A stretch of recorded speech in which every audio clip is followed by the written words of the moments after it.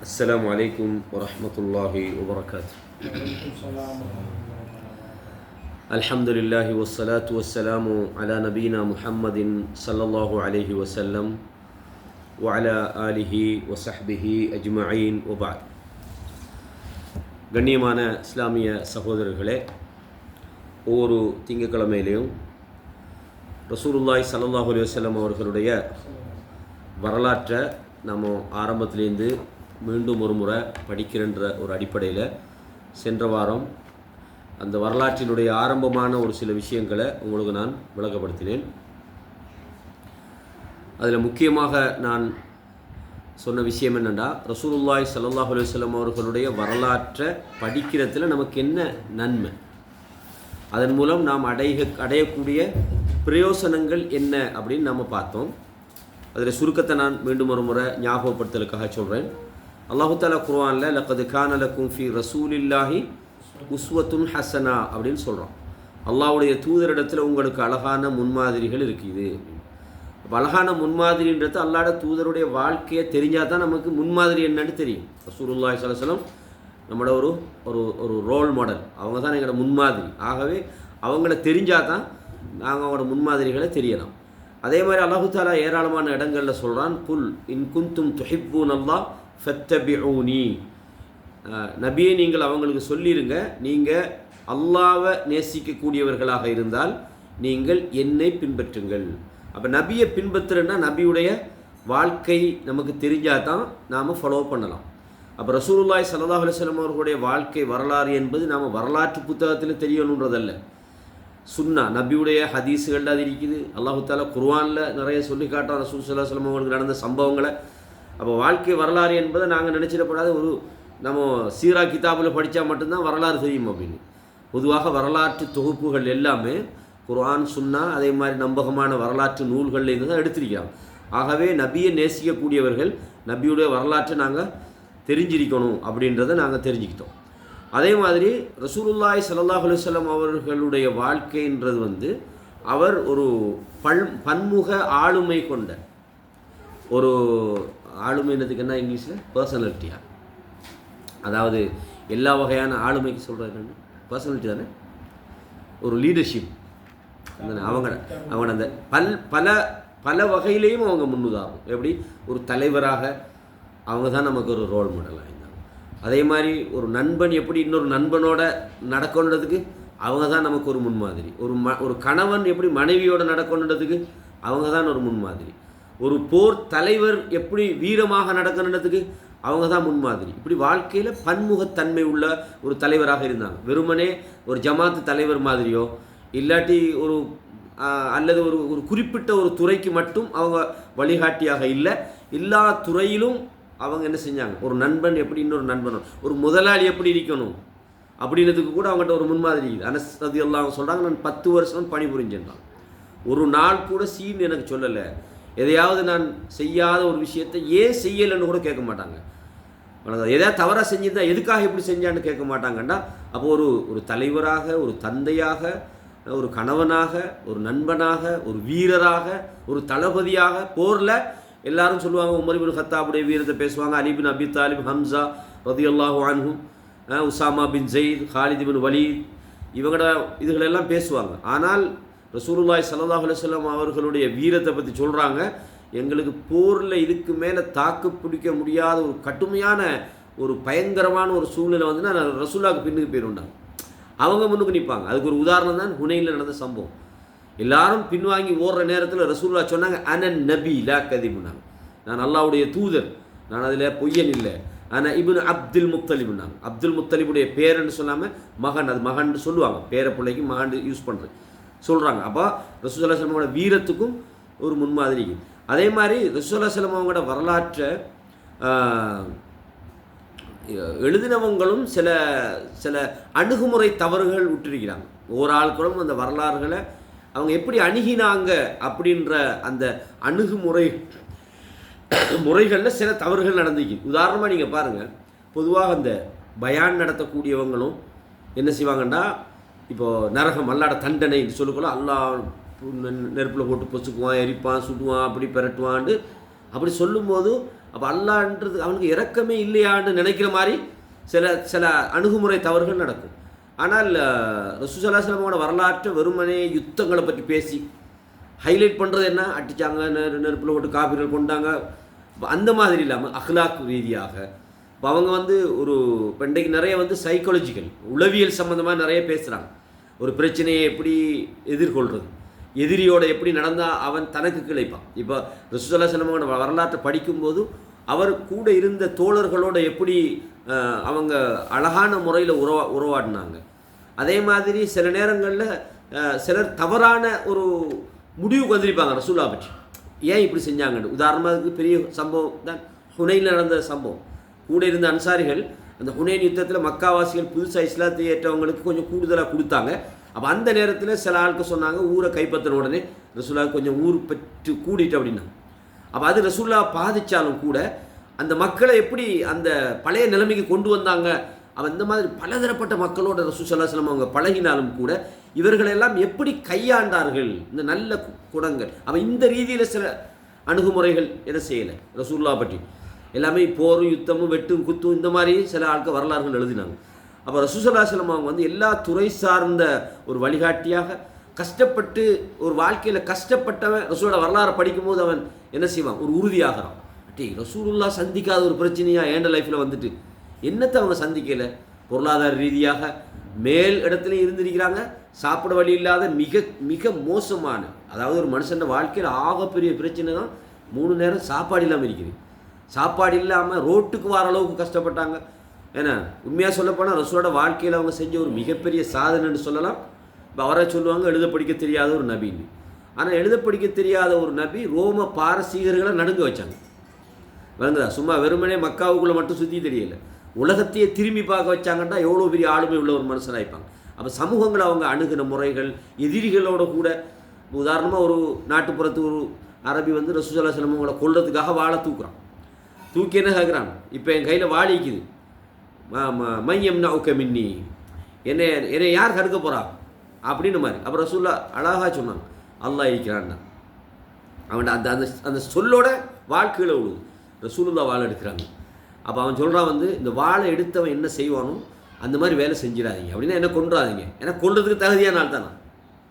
அப்போ ரசூல்லா கேட்குறாங்க, அத்தஷ்ஹது அல்லா இலாஹ இல்லல்லாஹு வ அன்னி ரசூலுல்லாஹ், லா இலாஹ இல்லல்லாஹ் முஹம்மது ரசூலுல்லாஹ் நீ சொல்கிறியா? இல்லை சொல்ல மாட்டேன்றான். அப்போ சொல்கிறான், நான் சொல்ல மாட்டேன், ஆனால் ஒரு கண்டிஷன் வைக்கிறேன், இதுக்கு பிறகு உங்களோட சண்டைக்கு வர மாட்டேன், யாராவது போர் செய்ய உங்களுக்கு எதிராக வந்தால் சேர்ந்துக்கிட்டு வரவும் மாட்டேன் அப்படின்னு.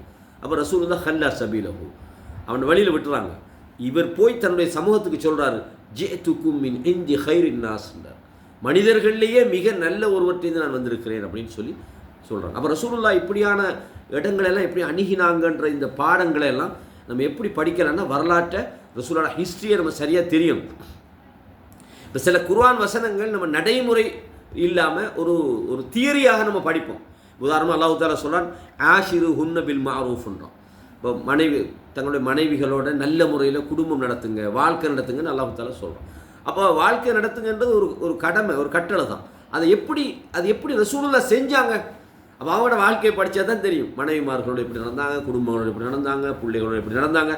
இதே மாதிரி இப்போ அதே மாதிரி நான் ஏற்கனவே சொன்னது போல் குர்ஆனுடைய கிட்டத்தட்ட 4இல் 1 பகுதி ரசூலுல்லாவுடைய வரலாற்றோடு சம்மந்தப்பட்டிருக்கும். அது மட்டும் இல்லாமல் ஒரு சில விஷயங்கள் ரசூலுல்லா உயிரோட வாழ்ந்த காலத்தில் ஒரு சம்பவத்தை பின்னணியாக வச்சு சில குர்ஆன் வசனங்கள் இறங்கியிருக்கும். அஸ்பாபு நுசூல்னு சொல்லுவாங்க. குர்ஆன் வசனம் ஏன் இறங்கிச்சதுன்னு ஒரு காரணம். நான் சென்ற முறை ஒரு வசனம் சொன்னேன், லக்கத் ரதியல்லாஹு அனில் முஃமினீன இத் யுபாயுனக தஹ்த ஷஜரான் அல்லாஹ் தஆலா சொல்கிறான். மரத்தடிக்கு கீழே உடன்படிக்கை செய்தவர்கள் அல்லாஹ் பொருந்தி கொண்டான். அதே மாதிரி அல்லாஹ் தஆலா சொல்கிறான், இன்னா அதைனாக்கல் கௌசர் ஃபஸல்லி லிரப்பிக வன்ஹர் இன்ன ஷானியக ஹுவல் அப்தர்னு அல்லாஹ் சொல்கிறான். என்னத்துக்கு அந்த வசனம்? குல் யா ஐயுஹல் காஃபிரூன் அல்லாஹ் சொல்கிறான். அது ஏன் அந்த வசனம் இறங்கிச்சு? தப்பத் யதா அபீல ஹபீம் வ தப், ஏன் அல்லாஹு தஆலா அந்த வசனத்தை இறக்கினான்? வஅந்திர் அஷீரத்தக்கல் அக்ரபீன், அந்த வசனத்தை ரசூலுல்லாஹ் எப்படி நடைமுறைப்படுத்தினாங்க. இப்படி இந்த குர்ஆன் வசனங்களுடைய அந்த பின்புலங்கள், அது இறங்கின காரணங்கள், அது எதுக்கு எந்த சூழ்நிலையில் அது இறங்கிச்சது என்ற அந்த ஒரு பரந்த அறிவை இந்த வரலாறு நமக்கு தருது. எனவே ரசூலுல்லாஹ் பின்பற்றுன்றது ஒரு வணக்கம், ஒரு இபாதத். அத்தீஉல்லாஹ வ அத்தீஉர் ரசூல், நீங்கள் அல்லாஹ்வுக்கு வழிபடுங்கள், அவருடைய தூதருக்கு வழிபடுங்கள் என்பது ஒரு இபாதத். அப்போ அந்த இபாதத்தை நீங்கள் செய்யணும்னா ரசூலோட வரலாறு நீங்கள் தெரிஞ்சே ஆகணும். அது வாஜிப் என்ற ஒரு இடத்தை அடையும். இப்படி நாங்கள் பல நன்மைகளை நாங்கள் கடந்த வாரம் பேசினோம். அதை ஒரே தொகுப்பாக நான் இப்போதைக்கு சொல்லிக்கிறேன். ரைட். இப்போ அடுத்த விஷயம் என்னென்னா, நாங்கள் சென்ற வாரம் இப்ராஹிம் அலைஹிஸ்ஸலாம் அவர்களுடைய வரலாற்றுக்கும் நபிக்கும் இடையிலான ஒரு தொடர்பு சுருக்கமாக சொன்னேன். அது ஏற்கனவே பேசப்பட்ட ஒரு விஷயமாக இருந்தாலும் அது என்னன்னு கேட்டால், இப்ராஹிம் அலைஹிஸ்ஸலாம் அவர்களுடைய 2 மனைவிகளில் சாரா அலைஹிஸ்ஸலாம் அவங்க ஹாஜர் அலைஹிஸ்ஸலாம் அவங்க மூலமாக இஸ்மாயில் அலைஹிஸ்ஸலாம் அவங்க பிறக்கிறாங்க. பாருங்கள், அல்லாஹ்ட ஒரு வழிமுறையை, சில விஷயங்கள் அல்லாஹு தஆலா சொல்கிறானாக இருந்தால், ஒரு விஷயத்தை தடுக்கிறானா இருந்தால், அல்லது ஒரு விஷயத்தை செய்யுமாறு ஏவுறானா இருந்தால் அதில் பெரிய கயிறுகள் இருக்கும். இப்போ உதாரணமாக நம்ம சொல்கிறோம், பழிக்கு பழி வாங்குறன்றத இன்றைக்கி மேற்கத்திய உலகம் ஒரு பெரிய விமர்சனமாக பார்க்குறாங்க. எப்படி? உதாரணமாக திருமணம் முடித்த ஒருவர் அவர் விபச்சாரம் பண்ணால் அவரை கொல்லணும் அப்படின்னு. அப்போ இது காட்டுமுராணித்தனமான விஷயம், இப்படியெல்லாம் கொல்லலாமா அப்படின்னு சொல்லுவோம். அப்போ அல்லாஹு தஆலா சொல்கிறான், வலக்கும் ஃபில் கிசாசி ஹயாத்தும் யா உலில் அல்பாப். பழிக்கு பழி வாங்குறதுலையா இருந்தாலும் சரி, இந்த மாதிரி சட்டங்களை நிறைவேற்றுற விஷயங்கள்லையே அல்லாஹு தஆலா உங்களுக்கு வாழ்க்கையை வச்சுக்கலாம். இப்போது சாதாரணமாக நீங்கள் பாருங்கள், ஒரு பிரச்சனைக்கு உட்பட்டவன் அந்த பிரச்சனையால் எவ்வளோ பாதிக்கப்படுறான்றதை வச்சு தான் இஸ்லாம் சட்டங்களை வச்சுக்கும். உதாரணமாக இப்போ நீ ஒரு மனிதர் இருக்கிறார், அவர் நல்ல முறையில் சம்பாதிச்சு கஷ்டப்பட்டு பல வருஷங்கள் வெளிநாட்டில் இருந்து என்ன செய்கிறார், பொருளாதாரம் சம்பாதிச்சு ஊருக்கு போகிறார். ஒருத்தன் எல்லாத்தையும் சூறையாண்டுட்டு போகிறான்னு வைங்களேன், களவெடுத்துட்டு போகிறான். அப்போ அந்த பாதிப்பு எவ்வளோ கஷ்டமாக இருக்கும்னு அந்த நிலையில் உள்ளவருக்கு தான் தெரியும். இது சும்மா இருந்துக்கிட்டு ஒருத்தனை கொலை செய்யறத பார்க்குறவனுக்கு பாவம் போல ஆகிக்கும். இஸ்லாம் சும்மா உள்ள பொதுமக்களுடைய இடத்துல இருந்துட்டு ஒரு விஷயத்தை பார்க்குறது இல்லை. அப்போ பாதிக்கப்பட்டவன் இடத்துல இருந்து தான் இஸ்லாம் ஒரு விஷயத்தை பார்க்குது. அப்போ அல்லாஹ் எதை ஒரு விஷயத்தை சொன்னாலும் அதுக்கு பின்னால் ஒரு நிறைய காரணம் இருக்கும். இப்போ இப்ராஹிம் அலைஹிஸ்ஸலாத்தினுடைய 2வது மனைவி, அதாவது முதல் மனைவியுடைய அடிமையாக இருந்து திருமணம் முடித்த ஹாஜரை கொண்டு போய் மக்கால விட சொல்லித்தானே அல்லாஹு தஆலா சொன்னான். தனியே தண்ணியும் இல்லாமல் ஒன்றும் இல்லாமல் அங்கே கொண்டு விடுங்கன்ட்டு அல்லாஹு தஆலா சொன்னதுக்கு பின்னால் இந்த உலக அமைதிக்கான ஒரு பெரிய காரணம் மறைஞ்சிருக்குது. ஆனால் அல்லாஹ் அந்த திட்டத்தை என்ன செஞ்சுக்கிறான், ஆரம்பத்திலேருந்து அல்லாஹு தஆலா அந்த திட்டத்தை வகுத்து தான் நல்லா சொன்னால் கொண்டு விடணும். நம்மளோட வாரையில் ஒரு பொம்பளை கொண்டு தனியாக விட்டாங்களே, பாவம் தானே, அநியாயம் தானே, ஒரு பொம்பளை தானே, சின்ன பிள்ளை தானேன்னு இருக்கும். ஆனால் அல்லாஹு தஆலா ஏன் அங்கே கொண்டு விட சொன்னால் பாருங்கள், மக்கமா நகரம்ன்றது உலகத்தில் ஒரு சென்ட்ரல் பாயிண்ட் தெரியும். அந்த புவியியல் ஆய்வாளர்கள் அதாவது நிரூபித்த ஒரு விஷயம்தான் இது. மக்கான்றது உலகத்தில் மத்திய பகுதியில் அமைஞ்சிக்கு, காபத்தில் அமைஞ்சிக்கிற இடம் அதாவது உலகத்தில் சென்ட்ரல் மத்தியத்தில் அது இருக்குது அப்படின்னு சொல்கிறாங்க. சரிதானே? அப்போ அல்லாஹு தஆலா இந்த மக்கமா நகரத்தில் ரசூலுல்லாஹி ஸல்லல்லாஹு அலைஹி வஸல்லம் அவங்கள இஸ்மாயில் அலைஹிஸ்ஸலாம் என்ற அந்த சந்ததியிலேருந்து வர செஞ்சோம். ஏற்கனவே நபிமார்கள் அல்லாஹு தஆலா திருப்பி இப்ராஹிம் அலைஹிஸ்ஸலாத்தின் சந்ததியில் அனுப்புனதெல்லாம் எங்கே அனுப்பினான்? ஷாம், சிரியா, ஏன்னா பனு இஸ்ரவேல் சமுதாயம் எகிப்தில் இருந்த நேரத்தில் மூசா அலைஹிஸ்ஸலாத்தை அனுப்பினான். சிரியாவில் என்ன இப்ராஹிம் அலைஹிஸ்ஸலாத்துக்கு போகிறோம், தொடர்ந்து இஸ்ஹாக் அலைஹிஸ்ஸலாம், யாக்கூப் அலைஹிஸ்ஸலாம், ஏன்னா அதுக்கு பிறகு யூசுப் அலைஹிஸ்ஸலாம், மூசா அலைஹிஸ்ஸலாம், இப்படி ஜக்கரியா அலைஹிஸ்ஸலாம், ஈசா அலைஹிஸ்ஸலாம், சுலைமான் அலைஹிஸ்ஸலாம், தாவூத் அலைஹிஸ்ஸலாம், யஹ்யா, இப்படி எல்லாருமே அந்த பிரதேசத்தை தான் வந்தாங்க. அந்த நேரத்தில் எல்லாம் இந்த மக்கமா நகரம், அதாவது நபிமார்கள் வரலை, ஆனால் இப்ராஹிம் அலைஹிஸ்ஸலாத்தின் மார்க்கத்தை பின்பற்றிய ஒரு கூட்டம் காபத்துல்லாவோட வாழ்ந்துட்டு இருக்கிறாங்க. ரசூலுல்லாஹ் வாரத்துக்கு ஒரு 300 வருஷத்துக்கு முற்பட்ட காலம் வரைக்கும் அங்கே சிலை வணங்க வரல. அல்லாஹ் அதை பாதுகாத்து தான் வந்தான். நபி அனுப்பையிலதுக்காக வேண்டி அந்த சமுதாயம் தௌஹீதில் இருந்தாங்க கடைசி வரைக்கும். எந்த அளவுக்குன்னு சொன்னால், ரசூலுல்லாஹ் வரும்போது ஹனீஃபுகள்ன்ற ஒரு கூட்டம் இருந்தாங்க. அவங்க சிலை வணங்காத தௌஹீத்வாதிகள், ஒரே அல்லாஹ் வணங்கினாங்க, எல்லாரும் சிலையை வணங்கினாங்க, அவங்க மட்டும் வணங்கலை. நான் அதை பற்றிய விவரங்களை சொல்லுவேன் பின்னால். அப்போ அல்லாஹு தஆலா அந்த சமுதாயத்தை அப்படி சேவ் பண்ணிக்கிட்டே தான் வந்தான். அவங்கள அதுக்காக சும்மா உடையில, நபி அனுப்ப வேண்டிய ஒரு தேவை இல்லாத ஒரு சமுதாயமாக இஸ்மாயில் அலைஹிஸ்ஸலாத்திலிருந்து அப்படியே என்ன செஞ்சான், பாதுகாத்துட்டு வந்தான். இந்த பக்கத்தால் நபிமார்கள் அனுப்பிக்கிட்டே இருந்தான். ஈசா அலைஹிஸ்ஸலாத்துக்கு இந்த பனு இஸ்ரவேல் சமுதாயம் செஞ்ச துரோகத்தின் காரணமாக அது ஒரு நபியுடைய வருகை அந்த பக்கத்தால் நிப்பாட்டி விட்டுட்டு, அதே இப்ராஹிம் அலைஹிஸ்ஸலாத்துல அடுத்த மனைவியான அந்த இஸ்மாயில் அலைஹிஸ்ஸலாம் ஊடாகத்தான் ரசூலுல்லாஹ் எங்கே வராங்க, மக்காவுக்கு வராங்க. இப்போ ஒரு கேள்வி ஒன்று வருது, என்னன்னு கேட்டால், அல்லாஹு தஆலா ஷாம் அந்த பக்கத்துக்கே அனுப்பிக்கலாம் தானே நபியை, ஏன் மக்காவுக்குள்ளே அல்லாஹு தஆலா ஒரு நபியை என்ன செஞ்சான், அனுப்பினான் என்கிற ஒரு கேள்வி வரும். அந்த கேள்விக்கு நீங்கள் பதில் காணணும்னா நீங்கள் வரலாற்று சம்பந்தமான ஒரு சில விஷயங்களை கொஞ்சம் சுருக்கமாக நீங்கள் தெரியணும். ரசூல் ஸல்லல்லாஹு அலைஹி வஸல்லம் வரலாறு நம்ம படிக்கும்போது ஓரளவான ஒரு பரந்த ஒரு பார்வை இருந்தால் தான் நமக்கு அந்த வரலாற்றுக்கு பின்னால் உள்ள விஷயம் என்னென்னு விளங்கும். இப்போ நான் ஏற்கனவே சொன்னேன், மக்கமா நகரம் இருக்குது தானே, இந்த மக்கமா நகரம் வந்து ஒரு உலகத்தில் மத்திய பகுதி மட்டும் இல்லாமல் அது வந்து இந்த பிறருடைய ஆதிக்கத்துக்கு உட்படாத ஒரு பிரதேசமாக அது இருந்தது.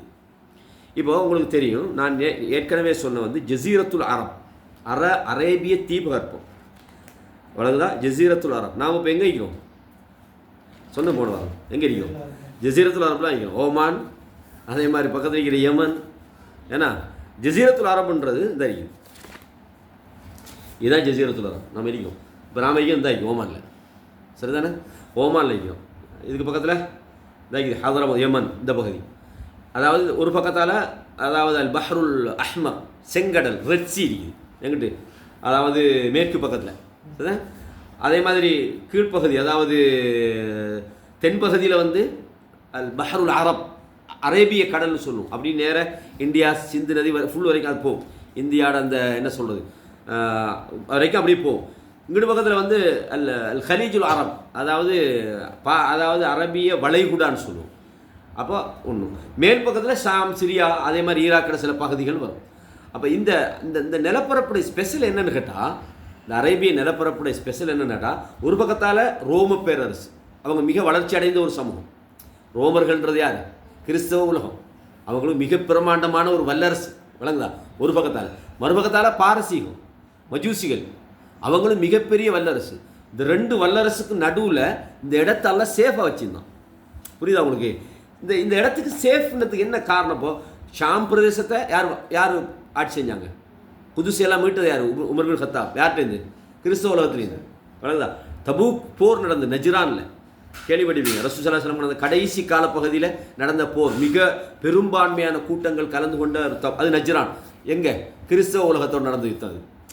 அப்போ ஆரம்பத்தில் பத்ரு, உஹது எல்லாம் சொன்னாங்க அது உள்ளூட்டு பிரச்சனைப்பா, அது அவங்களுக்குலாம் சண்டை பிடிச்சி கொள்றாங்கன்ற மாதிரி தான் நினச்சிருந்தாங்க. பிறகு அவங்களோட எல்லைக்கே போனாங்க ரசூலுல்லாஹி ஸல்லல்லாஹு அலைஹி வஸல்லம் அவங்க. அப்போ இஸ்லாம் அதற்கு பிறகு என்ன செஞ்சது? ஈரான், பாரசீகம் எல்லாம் ரோம பாரசீகங்கள்லாம் வெற்றி கொள்ளப்பட்டது. இப்போ இந்த இடம் சேஃப் ஆயிருந்ததுக்கு மெயின் காரணம் என்னென்னு கேட்டால், இவங்க பக்கத்தில் இருந்த சிரியாவை அதாவது ஆக்கிரமித்தவங்க, அதே மாதிரி மிஸ்ரு பகுதி ஆக்கிரமித்தவங்க, ஹபஷாவில் ஆட்சி செஞ்சவங்க. ஏன் இந்த கடலை கடந்து இங்கிட்டு வரலண்டா, அவங்களுக்கிட்ட வர முடியாத இந்த பாலைவனம் அவங்களுக்கு இந்த நாட்டை அதாவது கைப்பற்றுறதுக்கு அவங்களுக்கு மிகப்பெரிய ஒரு தடையாயிருது. புரியுது அவங்களுக்கு? பரல அந்த உலகத்தை எப்படி காப்பாற்றி, அன்னைக்கே இவங்களுக்கு பெட்ரோலிய வளத்தை பற்றி தெரிஞ்சிருந்தீங்க விட்டிக்க மாட்டாங்க, விளங்கா சொல்கிறது. அப்போ இந்த நாட்டை என்ன செஞ்சாண்டா, இந்த சுற்றி கடல் இருந்தாலும் கரையோரங்கள் எல்லாமே மிகப்பெரிய டெசர்ட். நம்ம இப்போயே பார்க்குறது தானே, பெரிய டெசர்ட். அதனால் இதுக்குள்ளே போய் ஆதிக்கம் செலுத்த முடியாமல் இருந்தாங்க. ஆனாலும் இந்த யமன் பிரதேச மக்களுக்கு இந்த ரோம பேரரசால் ஒரு மிகப்பெரிய சவால். ஏன்னா அவங்க பல பிரச்சனைகளுக்கு உட்பட்டாங்க. ஏன்னா அந்த ஓரத்தில் இருந்தவங்க, அவனோட கடல் பயணங்கள், வியாபாரங்கள்லாம் கொஞ்சம் நசுக்கப்பட்டது. அது மட்டும் இல்லாமல் இந்த மக்காவில் இருந்து ரெண்டு பக்கத்துக்கும் அவங்க என்ன செஞ்சாங்க, அதாவது ஷாமுக்கு போனாங்க, ரோமர் எல்லா பக்கத்துலேயும் பிஸ்னஸுக்கு போனாங்க. அந்த வகையில் மக்கா வந்து ஒரு பிரதான இடமாகவும் இருந்தது. ஆனால் அவங்களுக்கு ஆதிக்கமும் செலுத்த முடியாமல் இருந்தது. இவங்களுக்கு வெளித்தொடர்பு இருந்தது. ஹாஷிம் கிளையார்கள் நினைக்கிறேன், அவங்க வந்து ஷாமுக்கு போவாங்க. அதே மாதிரி ஈலாஃபி குரைஷின் ஈலாஃபிஹிம் அல்லாஹு தாலா சொல்கிறானே, அந்த பிஸ்னஸை பற்றி அல்லாஹு தாலா மாரி காலத்திலையும் கோடை காலத்திலையும் அவங்க ஒவ்வொரு பிரதேசங்களுக்கு போவாங்க. அப்போ வெளி உலகத்தோடு இவங்களுக்கு தொடர்பு இருந்தது. அப்போ அல்லாஹு தாலா அப்படி ஒரு சமுதாயத்துக்கு தான் இந்த மார்க்கத்தை கடைசியாக கொடுக்குறாங்க, இறுதி நபித்துவத்தை கொடுக்குறோம். இதுக்கு முதல்ல கொடுக்கப்பட்டதெல்லாம் இப்போ இப்ராஹிம் அலைஹிஸ்ஸலாம் வந்தது யார்? அவங்களோட ஜெனரேஷன், அவங்களோட சமூகத்துக்கு தான். லூத் அலைஹிஸ்ஸலாம் இருக்கும்போது இப்ராஹிம் அலைஹிஸ்ஸலாம் அவங்களோட சமுதாயத்துக்கு மார்க்கத்தை சொல்லியிருக்கிறாங்க. புரியுதா அவங்களுக்கு? அப்படி இருக்கும்போது அல்லாஹு தஆலா இந்த ஒரு பாதுகாப்பான இடத்துல, இப்போ உதாரணமாக வைங்களேன், இப்போ மிஸ்ரில் ரசூலுல்லாஹி ஸல்லல்லாஹு அலைஹி வஸல்லம் அவங்கள இப்போ மூசா அலைஹிஸ்ஸலாம் மிஸ்ருக்கு வந்தாங்க. என்ன நடந்தது? கடைசி மட்டுக்கும் அவங்களுக்கு அதை ஃபேஸ் பண்ண முடியாமல் அந்த ஊரை விட்டு கடைசியாக வெளியே தான் வந்தாங்க. காரணம் என்னென்னா, ஒரு அரசாங்கம் கவர்மெண்ட் இருக்குது. ஆனால் மக்காட ஆட்சி முறையெல்லாம் எப்படி இருந்துன்னு சொன்னால் கபீலாக்கள். அங்கே ஒரு மிகப்பெரிய ஒரு பேரரசு, இப்போ ரோம பாரசீகர்கள் மாதிரி ஒரு பெரிய கவர்மெண்ட் அங்கே இருக்கையில். மக்காவில் உள்ள இந்த ஜசீரத்துல் அரபில் அதாவது ரெண்டு வகையான மக்கள் இருந்தாங்க. ஒன்று நாடோடிகள், கொஞ்ச நாளைக்கு இங்கே இருப்பாங்க, இங்கே விவசாயம் சரி வராட்டு ஒரு 5-6 வருஷத்துக்கு பிறகு வேறு எங்கேயா போவாங்க. குறிப்பாக வந்து இந்த ஜுர்ஹும்ன்ற ஒரு கோத்திரத்தை பற்றி நம்ம கேள்விப்பட்டிருக்கோம். ஜுர்ஹும் யாருன்னு சொன்னால், அதாவது ஹாஜர் அதாவது இஸ்மாயில் அலைஹிஸ்ஸலாம் அவங்களோட தாயாரும் இஸ்மாயில் அலைஹிஸ்ஸலாம் அவங்களும் அந்த மக்கால இருந்த நேரத்தில் அவங்கள முதலாவது வந்து யார் சந்திக்கிறாங்க? இந்த ஜுர்ஹும் ஆளுக்கு தான் வந்து நாங்களும் தங்கி கொள்ளாமல். ஏன்னா அவங்க யமன் வாசியல், இந்த யமனில் வந்து 2 காரணங்களால் யமனில் உள்ள மக்கள் அங்கே இங்கே சிதறினாங்க. உங்களுக்கு தெரியும், அந்த சூரத்து சபால 34வது அத்தியாயத்தில் ஒரு சம்பவம் வருது. வந்து அல்லாஹ் தஆலா அவங்களுக்கு ஒரு பெரிய அத்தாட்சியாக பெரிய ஒரு தோட்டத்தை கொடுத்தான். அதாவது 2 மலைகளுக்கு இடையில் தண்ணியை கட்டி அந்த தண்ணியை ஓட விடும்போது மிக நீண்ட தூரம் வந்து என்ன செஞ்சான் அல்லாஹ் தஆலா ஒரு மிகப்பெரிய ஒரு தோட்டத்தை அல்லாஹ் தஆலா கொடுத்தான். ஆனால் இவங்க வந்து அல்லாஹ்க்கு அந்த நன்றி கட்டு நடந்ததால் அல்லாஹ் தஆலா மிகப்பெரிய ஒரு வெள்ளத்தை கொடுத்தான். செய்லுல் அரிம்னு சொல்கிறது, கட்டுக்கடங்காத ஒரு மிகப்பெரிய வெள்ளத்தை கொடுத்தான். அந்த வெள்ளத்தாலேயே மக்கள் அங்கே இங்கே சிதறி போனாங்க. அதுக்கப்புறம் அவங்களோட விவசாயங்கள்லாம் அழிஞ்சு போச்சு, அவங்களோட வாழ்வாதாரம் கெட்டு போச்சு. அதனால் என்ன செஞ்சாங்க, ஷாமு கொஞ்சம் பேர் போனாங்க, மதீனாவில் கொஞ்சம் பேர் இருந்தாங்க. அவங்களோட ஜெனரேஷன்லேருந்து வந்தவங்க தான் இந்த ஹவுஸ் ஹஸரஜ் எல்லாம், இந்த யமன் வாசிகள். இப்போ ஆரம்ப காலத்தில் இந்த ஜசீரத்துல் அரபுக்குள்ளே இங்கே உள்ள அங்கே வைப்பாங்க, அங்கே உள்ள இங்கே வைப்பாங்க, இங்கே உள்ள ஷாமு போவாங்க. இது ஒரு பெரிய ஒரு இது இல்லை. இப்போ அதனால் வந்து சிலவங்க வந்து இப்போ மக்காவை எடுத்துக்கிட்டீங்கன்னு சொன்னால் ஜுருகும் கோத்திரத்தார் அவங்களுக்குள்ள பல பிரச்சனை வரும். குறைஷிகள் அதுலேருந்து வந்தவங்க தான், இஸ்மாயில் அலைஹிஸ்ஸலாத்துல அந்த ஜெனரேஷன்லேருந்து வந்ததான் குறைஷிகள். அவங்க தான் காபத்துல்லாவை பராமரித்தாங்க. அப்போ இதில் இந்த அந்த அதாவது அவங்களுக்கு இடையில் ஒரு பெரிய அரசாட்சி இல்லாமல் இருந்த அந்த சூழலை, அதாவது வந்து இப்போது கோத்திரங்கள் தான் ஆட்சி செஞ்சாங்க. கோத்திரங்கள்னா அவங்களோட ஒரு கொஞ்சம் பேர் அவங்க ஆட்சிவாங்க, இவங்களோட கொஞ்சம் பேர் இவங்க ஆட்சிவாங்க. அப்போ இந்த சிஸ்டத்துக்குள்ளே இந்த தாவாவை கொண்டு போகிறதுக்கு லேசாக இருந்தது. ஒரு கவர்மெண்ட் நண்டு இப்போ உதாரணம் மூசா அலைஹிஸ்ஸலாம் வந்த நேரத்தில் தாக்கு பிடிக்க முடியலை. ஏன், ஃபிரௌன் என்ற ஒரு அரசாட்சி அங்கே நடந்துக்கிட்டீங்க. ஆனால் மக்காவுக்குள்ளே எவ்வளோதான் எதிர்ப்பு இருந்தாலும் ஒரு பக்கத்தில் மறுபக்கத்தில் ரசூலுக்கு மேலே கை வைக்க முடியாமல் இருந்தது. ஏன், குறைஷி கோத்திரத்தார்கள் தனிப்பட்ட ஒரு பிரச்சனையாக எடுத்துக்கொள்வாங்கன்னு அல்லாஹ் தஆலா என்ன செஞ்சான், அதாவது பாதுகாப்பான ஒரு சூழல் எங்கே இருந்ததோ அந்த சமுதாயத்தில் இந்த அல்லாஹ் தஆலா முழு உலகத்துக்கும் ஸ்பிளிட் ஆகிற மாதிரி ஒரு சிஸ்டத்தில் நபித்துவத்தை கொண்டு வந்தான். ஜசீரத்துல் அரபை கண்ட்ரோலில் கொண்டு வந்தால் தான் அதை தாண்டி அவங்களால போக முடியும். எப்போவுமே நாங்கள் ஒரு யுத்தம் பண்ணுறதா இருந்தாலும் சரி, அல்லது நாங்கள் இன்னும் ஒரு இடத்தை நம்மளோட கண்ட்ரோலில் கொண்டு வரதா இருந்தாலும் சரி, நமக்கு ஸ்ட்ராங்கான ஒரு இடம் இருக்கணும். நமக்கே இடம் இல்லாமல் நாம் இன்னொரு இடத்தை கொண்டு வரலாது. அப்போ இஸ்லாம் அந்த அந்த அல்லாஹ் தஆலா அந்த இறுதி நபித்துவத்தை இந்த ஜசீரத்துல் அரப், அதாவது குறிப்பாக அந்த மக்காவுக்குள்ளே வச்சதுக்கு பின்னால் நிறைய காரணங்களை பார்க்கலாம். அதுக்குரிய திட்டத்தை அல்லாஹ் தஆலா இப்ராஹிம் அலைஹிஸ்ஸலாம் அந்த இஸ்மாயில் அலைஹிஸ்ஸலாம் கிடைச்சதுலேருந்தே அல்லாஹ் தஆலா போட்டுட்டான். எங்கே இந்த நபித்துவம் கடைசி முடியணுன்னு அல்லாட இதில் நிர்வாகத்தில் அது இருக்குமே வழங்கா சொல்லு. அப்போ கடைசி அந்த நுபுவத்து வந்து மக்காவுக்குள்ளே வந்ததுக்கு, ஏன் மக்காவில் அல்லாஹ் தஆலா நபி அனுப்பினான்றதுக்கு பின்னால், இப்போ அதே நேரத்தில் மக்காவுக்கு அனுப்புறதுக்கு சம்மந்தம் இல்லாத ஒரு ஆளை நபி அனுப்பலை. மிகப்பெரிய ஒரு நபி இப்ராஹிம் அலைஹிஸ்ஸலாம் அவங்க இந்த உலகத்தை ஆட்சி செய்த அந்த பனு இஸ்ரவேல் சமுதாயத்தில் உள்ள அவங்களோட இன்னும் ஒரு சந்ததியிலேருந்து அல்லாஹ் தஆலா நபி அனுப்பினான். வழங்குதா? அப்போ இங்கே இருந்து தான் இந்த இஸ்லாமிய பிரச்சாரம் என்ன செய்யுது, உலகம் முழுக்க பரவி போகுது. எங்கேயெல்லாம் போச்சு, அதாவது வந்து மக்காலேருந்து அப்படியே முழு ஜசீரத்துல் அரபு, ஏன்னா அதே மாதிரி அங்கிட்டு ஈரான், பலஸ்தீன், அதாவது சொல்லுவாங்க ரசூலுல்லாஹி ஸல்லல்லாஹு அலைஹி அவங்களுக்கு புறவு கிட்டத்தட்ட துருக்கி அங்கே அந்த மங்கோலியர்களுடைய இடத்துக்குள்ளே மட்டும் போகலை. புறவு மங்கோலிய படையெடுப்பு, அது பெரிய வரலாறு. ரைட். இப்போ நாங்கள் இந்த இஸ்லாம் அல்லாஹ் தஆலா மக்கால கொண்டு வந்ததுக்கு ஒரு ஒரு ஒரு நியாயமான காரணங்களை நமக்கு என்ன செய்ய முடியுது, விளங்க முடியுது. ஒரு பாதுகாப்பான ஒரு சூழல். இதே வந்து எகிப்திலேயோ இல்லாட்டி பாரசீகத்திலேயோ இல்லாட்டி ஷாம்லேயோ, ஏன்னா ஷாமெல்லாம் இப்போ கிறிஸ்தவ ராஜ்யமாக இருக்குது, வந்திருந்தால் கூட அது என்ன செய்ய, ஆரம்பத்திலேயே அது ஒரு தாக்கு பிடிக்க முடியாத, எதிர்கொள்ள முடியாத ஒரு சக்தியை ஒரு தனிநபர் நின்று தாக்கு பிடிக்கிற மாதிரியான ஒரு சூழ்நிலை வரும். அல்லாஹ் தஆலா மிக பாதுகாப்பான இடம் எதுவோ அந்த இடத்தை அல்லாஹு அலமு ஹைசு யஜ்அலு ரிசாலத்தஹு, அல்லாஹ் மிக அறிந்தவன் தன்னுடைய நபித்துவத்தை எந்த இடத்துல யாருக்கிட்ட அதை ஒப்படைக்கணுன்றது அல்லாஹ் அறிஞ்சவன். அந்த வகையில் அல்லாஹ் தஆலா மக்கால இருந்து இந்த தாவா, அதாவது நபித்துவத்தினுடைய கடைசி முழு உலகத்துக்குமான ஒரு நபியை தெரிவு செஞ்சான்றதை நாங்கள் பார்க்குறோம்.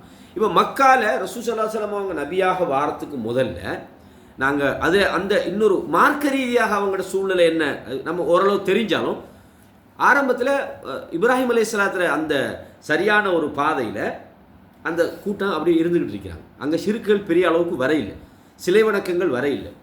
அதாவது இப்ராஹிம் அலைஹிஸ்ஸலாம் அவங்க வந்து தன்னுடைய மனைவியையும் தன்னுடைய மகனையும் அந்த மக்கால விட்டுட்டு போனாங்க.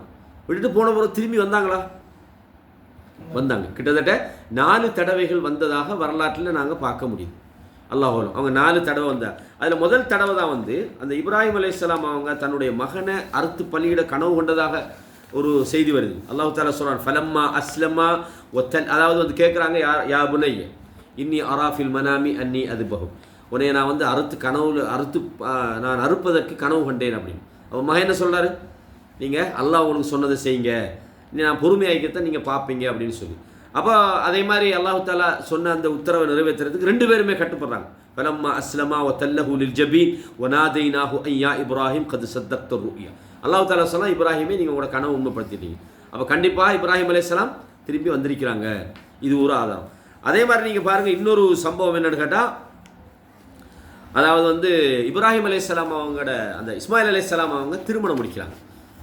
சரிதானே? அவங்க முடிக்கிறாங்க, ஜுர்ஹம் கோத்திரத்தாரில் உள்ள ஒரு பெண்ணை திருமணம் முடிக்கிறாங்க முதலாவது. அந்த நேரத்தில் இப்ராஹிம் அலைஹிஸ்ஸலாம் வாராங்க, தன்னுடைய மகன் இல்லை, வெளியில் போயிட்டாங்க. மனைவிட்ட கேட்குறாங்க, மகன் எங்கே போயிட்டாரு என்ன அப்படின்னு சொல்லி. வெளியே எங்கேயோ தண்ணி எடுக்க போயிருக்கிறாரு, அவர் வந்து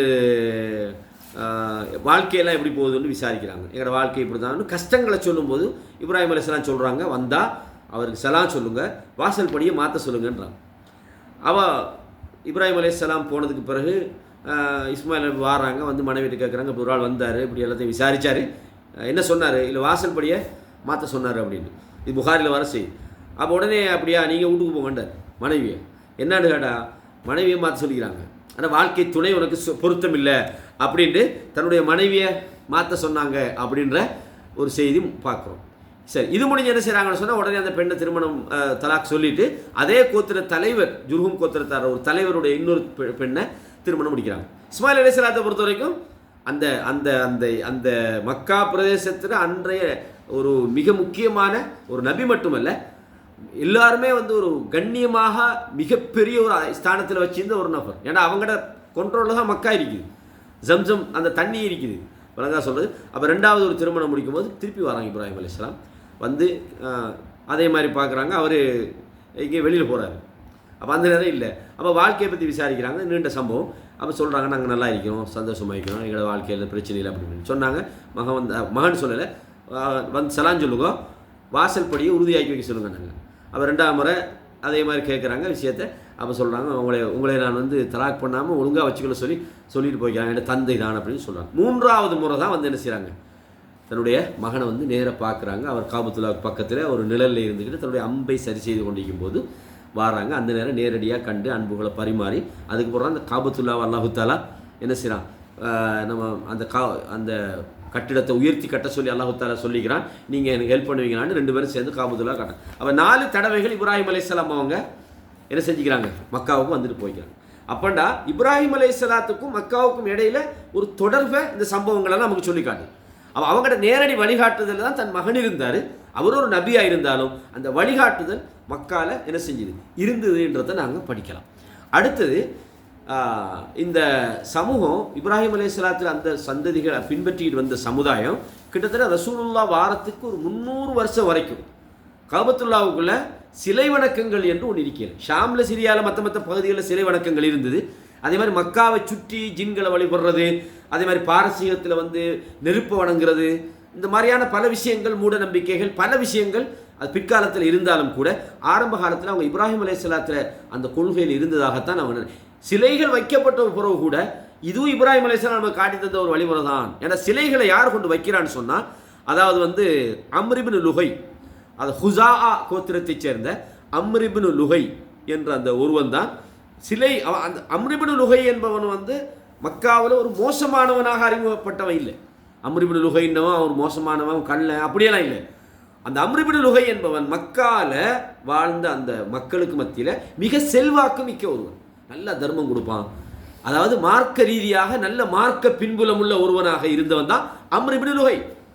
மக்கள் வந்து ஒரு மார்க்கம் சம்பந்தம் இல்லாத ஒரு ஆளை நம்பி அவங்க போய் பிழையான ஒரு வழிக்கு போகலை, அம்ர் இப்னு லுஹையை நம்பினாங்க. இன்றைக்கு பாருங்கள், சில ஆட்களை ஏதோ ஒரு வகையில் இவர் ஒரு மார்க்கத்தில் பெரிய ஆள், முக்கியமான ஆள்னு சொல்லி நம்பி காலப்போக்கில் பாருங்கன்னா அவரை கொண்டு எங்கேயோ ஒரு கொள்கையில் கொண்டு விடுறாங்க. பார்க்குறோம், நம்ம நல்ல மனுஷன்ப்பா, அவர் பேசினா சரியாக தான் பேசுவார் அப்படின்னு சொல்லி கடைசி மூமெண்ட்டில் என்ன நடக்குதுன்னா, அவர் என்ன சொன்னாலும் நம்புகிற அளவுக்கு மக்கள் ஆகின உடனே அவர் கொண்டு போய் என்ன செய்கிறாரு, ஒரு பிழையான ஒரு ஹதீஸ் மறுப்பு கொள்கையில் கொண்டு விடுறாரு, இல்லாட்டி என்னென்னாலும் ஒரு ஷிர்கில் கொண்டு விடுறாரு. அந்த மாதிரி விஷயங்களை நம்ம பார்க்குறோமா இல்லையா? அதே மாதிரி தான் இந்த அம்ர் இப்னு லுஹை என்பவன் ஷாம் பிரதேசத்துக்கு என்ன செய்கிறார், போகும்போது ஷாம் என்பது உங்களுக்கு தெரியும், பனு இஸ்ரவேலர்களுடைய இடம், யகூதிகளுடைய இடம். அங்கே நபிமார்கள் தொடர்ந்து வந்த ஒரு ஊர். அங்கே வந்து மக்கள் சிலைகளை வணங்குறாங்க. அப்போ இதை பார்த்த உடனே, ஓ இதுவும் நல்ல வணக்கம் தானே, நம்மளை விட இவங்க தானே நபிமார்கள் கூட வந்த ஒரு மக்கள் ஆகிக்கிறாங்க, ரசூலா வரல அப்போ அதனால் இவங்க செஞ்சால் நல்லா தான் இருக்கும்னு அது இவருக்கு சரியான ஒரு கொள்கையாகப்பட்டு முதல்ல கொண்டு இறக்குறாரு அவர் என்னத்தை ஹுபுல் என்கிற ஒரு சிலையை கொண்டுட்டு வந்து மக்கால காபத்துல்லாவுக்கு நடுவில் கொண்டு வச்சுட்டான். அப்போ மக்களுக்கு என்ன செஞ்சான், அந்த ஹுபுல் சிலையை கொண்டு நிறுவி அதுக்கு பிறகு மக்காவில் உள்ள மக்களை இந்த சிலையை வணங்குறதுக்காக என்ன செய்கிறான், அவன் அழைப்பு விடுக்கிறான். அழைப்பு விடுத்த உடனே இதில் மிக பெரும்பான்மையானவங்க, ஏன்னா அங்கே ஐயாமுல் ஜாஹிலியா நபிமார்களுடைய அந்த வருகையினுடைய அந்த காலம் நீளும்போது மக்கள் என்ன செய்வாங்க, ஏதோ ஒரு வகையில் அவங்க அறியாமைக்குட்படுத்தப்படுற ஒரு நிலையில் இருக்கிறாங்க. அவங்க என்னதான் தௌஹீதுன்னு இருந்தாலும் அவங்களுக்கு இந்த போதுமான மார்க்க ரீதியான ஒரு வழிகாட்டல் அவங்களுக்கு கிடைக்கல. அப்போ அதனால தான் அல்லாஹ் தஆலா நபி அனுப்புகிறான். அப்போ அந்த நேரத்தில் அவங்க என்ன செய்கிறாங்கன்னா, இந்த சிலை வணக்கத்தை சரியான ஒரு விஷயமாக தான் இருக்கும். அம்ர் இப்னு லுகை சொன்னால் சரியாக தான் சொல்லுவார், அவர் ஒரு நல்ல மனுஷன், அவர் தர்மம் கொடுக்குறவர்னு அந்த மனிதரை நம்பினத்தால் ஹுபுல் என்ற ஒரு சிலை முதலாவது கொண்டு வரப்படுது. அதனால தான் ரசூலுல்லாஹி ஸல்லல்லாஹு அலைஹி வஸல்லம் சொன்னாங்க, நான் நரகத்தை பார்த்தேன், இந்த அம்ர் இப்னு லுகை என்பவன் நரகத்தில் தன்னுடைய குடலை இழுத்துக்கிட்டு போகிறத நான் பார்த்தேன். அவன் தான் முதல்ல என்னது மக்காவில் ஷிர்க் இணை வைத்தலே கொண்டு வந்தான். அந்த நேரத்தில் கூட எல்லாருமே அம்ர் இப்னு லுகை பின்னால் போகலை. அதில் ஒரு கூட்டம் இருந்தாங்க கடைசி வரைக்கும். அதில் அந்த உஸ்மான் இப்னு அஃபான், அதே மாதிரி அபூபக்கர் சித்திக் எல்லாம் அந்த வழியில் உள்ளவங்க தான். அவங்க ஜாஹிலிய காலத்திலேயே சிலையை வணங்கின ஆட்கள். அதே மாதிரி ஹதீஜா ரலியல்லாஹு அன்ஹா, நீங்கள் படிச்சுப்பீங்க வரலாற்றில் ரசூலுல்லாஹி ஸல்லல்லாஹு அலைஹி வஸல்லம் முதல்ல அவங்க வஹி இறங்கினோடனே ஹதீஜா நாயை கூட்டி போகிறாங்க. யார்கிட்ட? வர்கா பின் நௌஃபல். அவர் ஹனீஃபுகளில் உள்ளவர். அவர் என்ன செஞ்சார், சிலைகளை வணங்குற அல்லது அல்லாத கடவுளை வணங்குற அந்த ஷிர்க்குக்கு போகக்கூடியவங்க இல்லை. அதில் சொல்லப்போனால் கிஸ் இப்னு அபி சாயிதான்னு ஒரு ஆளை சொல்லுவாங்க, அயாதின்னு ஒருவர். அதே மாதிரி ஜெயித் இப்னு அம்ர் இப்னு நுஃபைல் அப்படின்னு சொல்லி ஒரு ஆளை சொல்லுவாங்க. இவங்களெல்லாம் சில பேர் வரகா பின் நௌஃபலை தவிர மற்றவங்களாம் ரசூலுல்லாஹ் வாரத்துக்கு முன்னுக்கு மௌத்தாகிட்டாங்க. வரகா பின் நௌஃபல் இருந்தார். அவர் என்ன சொன்னார், நீங்கள் கொண்டு வந்தீங்கிற சாதாரணமான ஒரு விஷயம் அல்ல, இதை கொண்டு வந்த யாரும் அதாவது எதிர்க்கப்படாமல் இருந்ததில்லை. நான் ஒரு வாலிபனாக இருந்திருக்க வேண்டாமா, நீங்கள் உங்களை மக்கள் ஊரை விட்டு வெளியேற்ற போகிறாங்கன்றதெல்லாம் சொன்னது அந்த வரகா பின் நௌஃபல் தான். ஏன்னா அவருக்கு தெரியும் இந்த மாதிரி ஒரு செய்தியை கொண்டு வரவருக்கு என்ன நடக்கும்னு அவர் வேதத்தில் படிச்சிருக்கிறார். அதான் சொல்கிறாங்க. அப்போ இந்த மாதிரி பலர் என்ன செஞ்சுருந்தாங்க, கிட்டத்தட்ட ஒரு 6-7 பேர் குறிப்பிடப்பட ஹதீஸ்களில் வரக்கூடிய ஆளுக்கு. ஜுபைர் இப்னு சாமித் அல் அவுசின்னு ஒருவர் இருந்தார். இப்படி 5-6 பேர் வரலாற்றில் சொல்லப்படுறாங்க. அப்போ ஷிர்க் என்ற அந்த அந்த நிலையை அந்த மக்கள் அடைஞ்சதுக்கு பிறகுதான் அல்லாஹு தஆலா என்ன செய்கிறான், அந்த சமுதாயத்தில் ஒரு மனிதரை தெரிவு செய்கிறான். அவர் தான் முஹம்மது ஸல்லல்லாஹு அலைஹி வஸல்லம் அவங்க. ஆனால் அல்லாஹு தஆலா நபிமார்கள் அனுப்பும் போதெல்லாம் அதுக்கு ஒரு காரணம் இருக்கும், சும்மா அனுப்ப மாட்டான். இப்போ அல்லாஹ் குர்ஆனில் சொல்கிறான், சூரத்து ரூமில் 41 வசனத்தில் சொல்கிறான், லஹரல் ஃபசாது ஃபில் பர்ரி வல் பஹ்ர், அதாவது தரையிலும் கடலிலும் குழப்பங்கள் பெருகிவிட்டன. எது? பிமா கஸபத் ஐதின் நாஸ், மக்கால் இறங்கின வசனம். அப்போ நபியை அனுப்புறதுக்கான தேவை என்னென்னா குழப்பங்கள் கூடிட்டு. அல்லாஹ் குர்ஆனில் என்ன சொல்கிறான், காத்திலூஹும் ஹத்தா லா தகூன ஃபித்னத்துன் வ யகூன தீனு குல்லுஹு லில்லாஹ். குழப்பங்கள் அடங்கணும், அல்லாஹ்வோட கட்டுப்பாடு இந்த உலகத்தில் வரும் வரைக்கும், மக்கள் அல்லாஹ்வை வணங்கும் வரைக்கும் அவர்களோடு நீங்கள் போரிடுங்கள் அல்லாஹ் சொல்கிற காரணம் நபிமார்களோட வேலையை அதான். வலகத் பஅஸ்னா ஃபீ குல்லி உம்மத்தின் ரசூலா, எல்லா உம்மத்துக்கும் நாங்கள் ரசூல் அனுப்பினோம். அவங்க செஞ்ச வேலை என்ன, அன் அபுதுல்லாஹ், நீங்கள் அல்லாஹ்வுக்கு வழிபட்டு வாழணுன்ற வேலையை நபிமார்கள் செஞ்சாங்க அப்படின்றத நாங்கள் பார்க்குறோம். அப்போ நாங்கள் இன்றைக்கு சுருக்கமாக தெரிஞ்சுக்கிட்ட விஷயம் என்னென்னா, அப்போ ஆரம்பத்தில் ரசூலோட அந்த வரலாறை நம்ம ஏன் படிக்கணும்னு தெரிஞ்சோம். அதே மாதிரி ரசூலுல்லாஹ் மக்காவில் அனுப்பப்பட்டதுக்கான பின்னணி என்ன, அதுக்கு அல்லாஹ் எப்படி ஆரம்பத்திலே அதுக்கான திட்டமிட்டான்ற விஷயத்தை நாங்கள் படித்தோம். அதே மாதிரி இந்த மக்கமா நகரம் என்பது இஸ்லாமிய பிரச்சாரத்துக்கு எப்படி ஒரு லேசான ஒரு இடமாக இருந்தது, ஒரு பாதுகாப்பான இடமாக இருந்ததுன்றதை பார்த்தோம். மக்கமா நகரம் அந்த ஜசீரத்துல் அரபை சுற்றிய மிக பிரமாண்டமான வல்லரசுகளுக்கு மத்தியில் அல்லாஹ் எப்படி அழகான முறை இந்த இஸ்லாத்தை கொண்டு காலப்போக்கில் அந்த ரோம பாரசீகமே வெற்றி கொள்ளப்படுற அளவுக்கான ஒரு சூழ்நிலை எப்படி உருவாக்குனான்றதை பார்த்தோம். அதே மாதிரி அந்த மக்காவில் எப்படி அந்த வணக்க வழிபாடுகள் என்ன கொள்கை இருந்தது, அல்லாஹ் எப்படி அதையும் பாதுகாத்துக்கிட்டு வந்தான். ரசூலுல்லாஹ் பிறக்கிறதுக்கு ஒரு 300 வருஷத்துக்கு உட்பட்ட அந்த காலம் வரைக்கும் அந்த சமுதாயத்தை அல்லாஹு தஆலா ஏகத்துவத்தில் வச்சு பாதுகாத்த விஷயத்தை பார்த்தோம். எவ்வளவுதான் சிலை வணக்கங்கள் வந்தாலும் கூட அல்லாஹ் ஒரு சாரார நேர்வழியில் வச்சிப்பானதுக்கு மிகப்பெரிய ஒரு உதாரணம் தான் ஹனீஃப்ன்ற ஒரு கூட்டம் இருந்தாங்க. அவங்க சிலையை வணங்காமல் தௌஹீதில் இருந்தாங்க, ரசூலுல்லாவை நபியை ஏற்றுக்கிட்டாங்கன்ற விஷயத்தை நாங்கள் பார்த்தோம். இன்ஷா அல்லாஹ் தொடர்ந்தும் இந்த ரசூலுல்லாவுடைய வரலாற்றில் நமக்கு இன்னும் எத்தனையோ செய்தி. இப்போ இதெல்லாம் நாங்கள் ஒரு ரசூல் ஸல்லல்லாஹு அந்த முன்னுரை தான் பார்க்குறோம், மினல் விலாதன்னு வரலை, பிறப்புன்னு வரலை. அப்போ இதுக்கு பிறகு இன்ஷா அல்லாஹ் அந்த விஷயங்களை நம்ம கொஞ்சம் கொஞ்சமாக தொடருவோம். அல்லாஹு தஆலா கேட்ட விஷயங்களில் இருந்து படிப்பினை பெறக்கூடியவர்களாக என்னையும் உங்களையும் ஆக்குவானாக. ஹாதா இந்தி வல் இல்மு இந்தல்லாஹ் வ அகூலு கௌலி ஹாதா அஸ்தக்ஃபிருல்லாஹ் லி வலக்கும் ஃபஸ்தக்ஃபிரூஹு இன்னஹு ஹுவல் கஃபூருர் ரஹீம்.